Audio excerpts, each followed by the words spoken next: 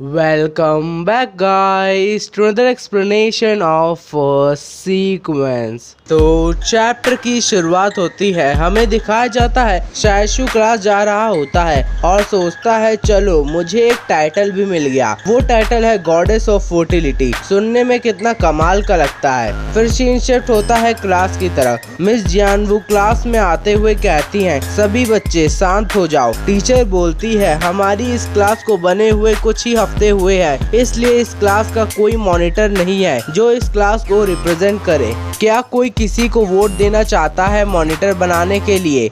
एक लड़का बोलता है इसमें इतने सोचने की क्या बात, क्लास की मॉनिटर रन शायशु होगा। तभी बाकी के बच्चे बोलते हैं कौन सा वाला, चलो दोनों को ही बना देते हैं। लड़के वाले को मॉनिटर बनाते हैं और लड़की को स्टूडेंट्स कम्युनिटी का इंचार्ज। बच्चे हंसते हुए कहते हैं इससे इन्हें पहचानने में कितनी आसानी होगी। एक मॉनिटर रन शायशु और एक कमिश्नरी रन शायशु।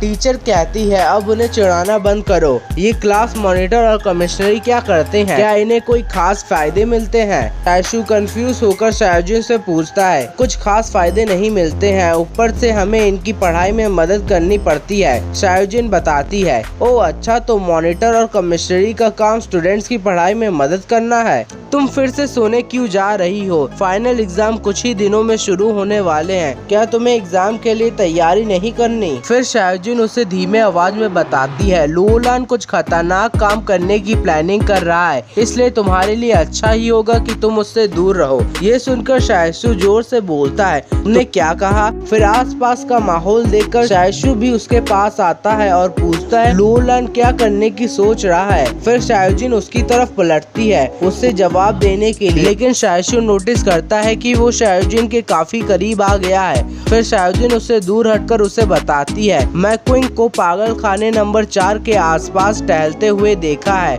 मुझे लग रहा है कि वो उस पागल खाने को लूटने का प्लान कर रहे हैं। क्या मैंने सुना था कि चोर ज्वेलरी की दुकान लूटते हैं या बैंक की दुकान लूटते हैं? किसी को पागल खाने को लूटना तो दूर प्लानिंग करते हुए भी नहीं सुना। शायजुन बताती है तुम्हें तो उस चीज के बारे में पता ही नहीं। उस पागल खाने में सुपर ह्यूमन है जिन्हें ली कंसोर्टियम ने पहले पकड़ा था और वहाँ पे एक बहुत खतरनाक सुपर ह्यूमन भी है। सभी के लिए अच्छा ही होगा अगर वो पागल खाने में ही रहे, और अगर लुओ उसे बाहर निकालना चाहता है तब तो स्ट्रॉन्गहोल्ड 109 का फ्यूचर बर्बादी की तरफ ही जाएगा। ये सुनकर शायशु सोचता है जब वो लुओलान समझ गया कि वो डोंग फुनान को कंट्रोल नहीं कर सकता तो वो अब उस पागल खाने नंबर 4 को कंट्रोल करने की कोशिश कर रहा है। वो मोटा लुओ इतनी प्लानिंग कर रहा है एक सुपर ह्यूमन को बॉडीगार्ड बनाने के लिए। शायशु बोलता है क्विंग्स के ज्यादा आदमी नहीं है स्ट्रॉन्ग होल्ड में, तो वो कैसे एक पागल खाने में चोरी कर सकते हैं? और ऊपर से ये स्ट्रॉन्ग होल्ड ली कंसोर्टियम के अंदर आता है,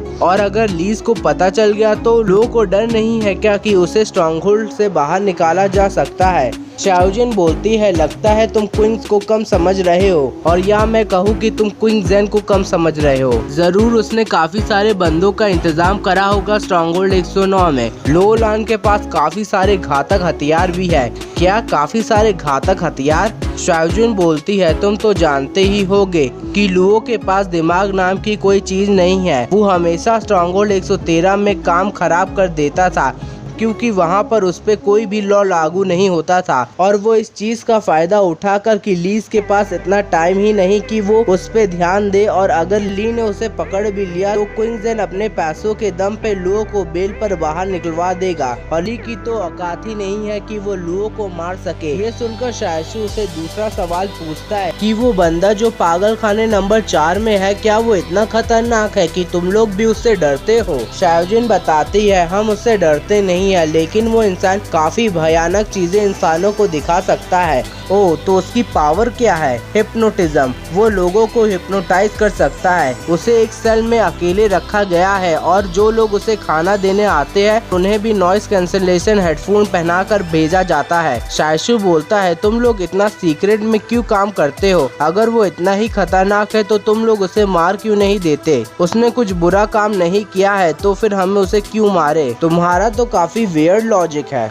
तो तुम लोग पता कैसे लगाते हो कि ये बंदा बुरा है या अच्छा, और क्या तुम अपने से ही फैसला कर लेते हो कि ये बंदा अच्छा है या बुरा? अगर तुम्हारा फैसला गलत हो गया तो? तुमने एक बार कहा था कि क्विंगजन और टिंडर एक चीज को कंट्रोल करना चाहते हैं जिसे वो कंट्रोल नहीं कर सकते, लेकिन वो कौन होते हैं ये कहने वाले? शायद से वो लोग उसे कंट्रोल कर ले। ये सुनकर शाओजिन अपनी होठ दबाती है और बोलती है, ये दुनिया एक बार डिस्ट्रॉय हो चुकी है, उसकी वजह से तो हम लोग दूसरी बार भी रिस्क नहीं ले सकते हैं। ये सुनकर शाओशु बोलता है, तो यांग शाओजिन की ऑर्गेनाइजेशन का मकसद उस चीज को बर्बाद करना है जिससे दुनिया बर्बाद हो सकती है। यांग शाओजिन बोलती है, और हाँ, जो सुपर ह्यूमन लुओ ने बचाया था वो काफी अजीब है, इसलिए तुम उस पे खास नजर रखना जब वो लुओ के पास हो। शाओशु सोचता है, ये यांग शाओजिन आज मुझे ये सब क्यों बता रही है, और उसने आज मुझे इतने सारे सीक्रेट बता दिए, और क्या वो सुपर ह्यूमन डोंग फुनान की बात कर रही है? फिर शाओशु पूछता है, उस सुपर ह्यूमन में क्या गड़बड़ है? शाओजिन बोलती है, हमने उस पर रिसर्च करी, डोंग फुनान जिस भी सुपर ह्यूमन से मिली है वो सारे सुपर ह्यूमन मारे जा चुके हैं। पहले हमें लगा कि वो हमारे साथ है, लेकिन हमारी ऑर्गेनाइजेशन ने साफ साफ कह दिया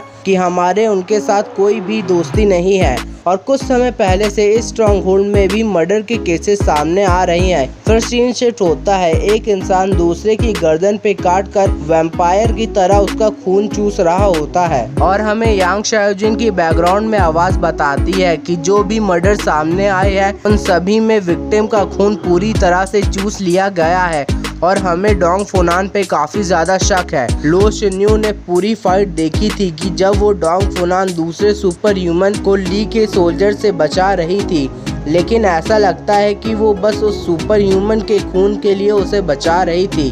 वैसे उसे लड़ना नहीं आता, इसलिए वो वहाँ फंस गई। इसका मतलब वो अभी नई आई है। ये सुनकर शाओशु बोलता है, डोंग फुनान तो हमारी दुकान में है। ये सुनकर शाओजिन बोलती है, तो तुम यहाँ क्या कर रहे हो? मुझे लो शिन्यू को वहाँ भेजना होगा, तुम्हें उसकी चिंता करने की कोई जरूरत नहीं, हमने उसे बांध के रखा है। फिर सीन शिफ्ट होता है शाओशु के घर की तरफ। चेन वुडी डोंग फुनान पे नजर रखा होता है या चींटियों को देख रहा होता है, और हमें दिखाया जाता है डोंग फुनान अपनी रस्सी खोलने की कोशिश कर रही होती है। तभी सिस्टर शायू बोलती है, चेन वुडी खाने का समय हो गया। ठीक है सिस्टर शायू। तभी डोंग फुनान झट से चेन वुडी के पीछे आ जाती है और अपने नोकीले दांतों से चेन वुडी की गर्दन पर हमला करती है, लेकिन चेन वुडी की गर्दन इतनी सख्त होती है कि उसके दांत ही टूट जाते हैं। ये देखकर वो हैरान होती है और चेन वुडी उसे एक जोर से पंच मारता है, जिससे वो दूर जाकर जमीन में अपना पेट पकड़कर बैठ जाती है।